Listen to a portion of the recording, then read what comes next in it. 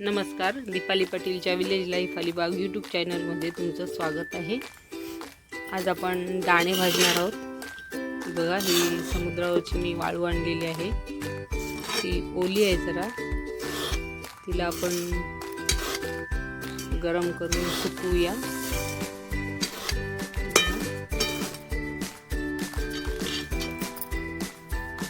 आणि इकडे मी 4 ते 5 दिवसापूर्वी मोडाला आपण जसे वाल पाण्यात भिजत घालतो तसे एक रात्रभर भिजत घातलं। त्याच्यानंतर काढून त्याला हळद मीठ लावून एक 4 ते 5 दिवस मी वाऱ्यावर सुकवलेले आहेत फॅन खाली। त्याच्यानंतर हे चवळ्या मी आज सकाळीच थोडंसं पाणी हळद मीठ लावून ठेवलेले आहेत। आणि काबुली चणे त्यांना पण मी तसंच केलेलं आहे, हळद मीठ आणि थोडंसं पाणी लावून भिजवून ठेवलेलं आहे।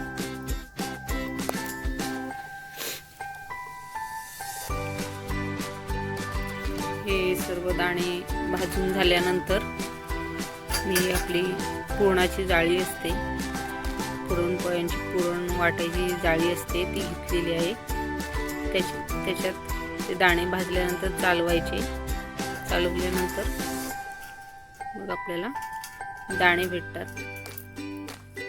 आता आपण दाणे भाजून घेऊया।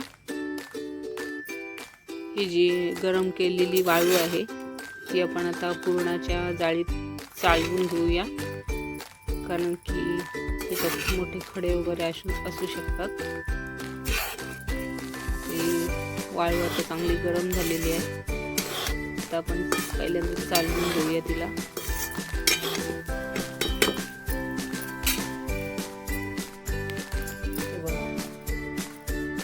जी वाळू आहे ती गरम असेल।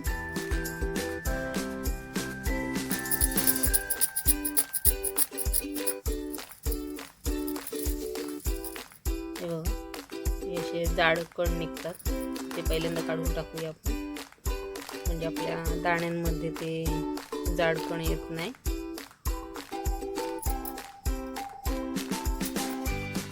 आपली वाळू आता चालवून घेतलेली आपण। आता बघा, याच्यात काहीच जाडपण राहत नाही आणि वाळू देखील चांगली गरम झालेली आहे। आता आपण त्याच्यात वाळ टाकूया।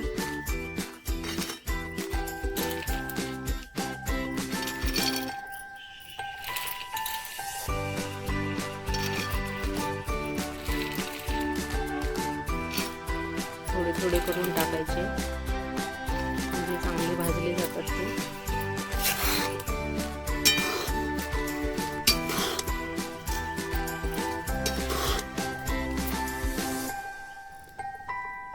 हे दाणे नागपंचमीच्या दिवशी नागदेवतेला नैवेद्य म्हणून दाखविले जातात। प्रत्येक ठिकाणची पद्धत ही वेगवेगळी असते। माझ्या माहेरी हे वालाचे दाणे उकडून नैवेद्य म्हणून दाखवले जातात आणि माझ्या सासरी हे असे भाजून नैवेद्य म्हणून दाखवले जातात। हे भाजायला जरा वेळ लागतो, पण खायला खूप छान लागतात। पाऊस पडत असताना तर खूपच छान वाटतात हे खायला।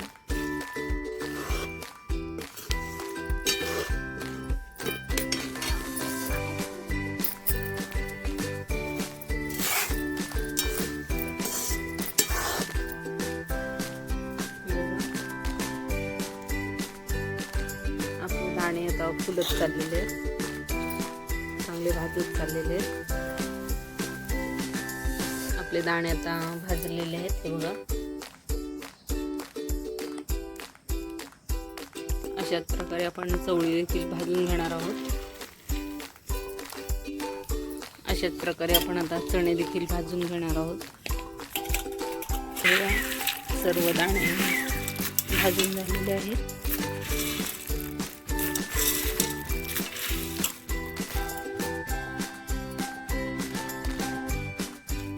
शेंगदाणे, चणे, वाटाणे, काळे वाटाणे आणि हे आपण मगाशी भाजलेले ते दाणे.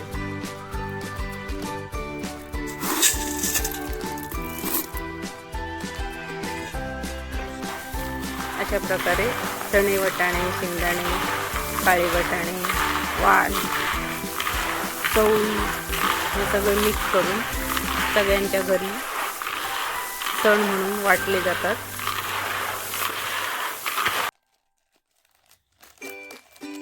तुमच्याकडे अशी सण वाटण्याची पद्धत अजून आहे की नाही ते कमेंट करून मला नक्की सांगा.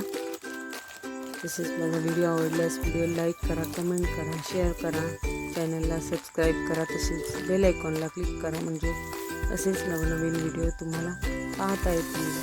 हसत राहा, आनंदी राहा आणि काळजी घ्या. धन्यवाद.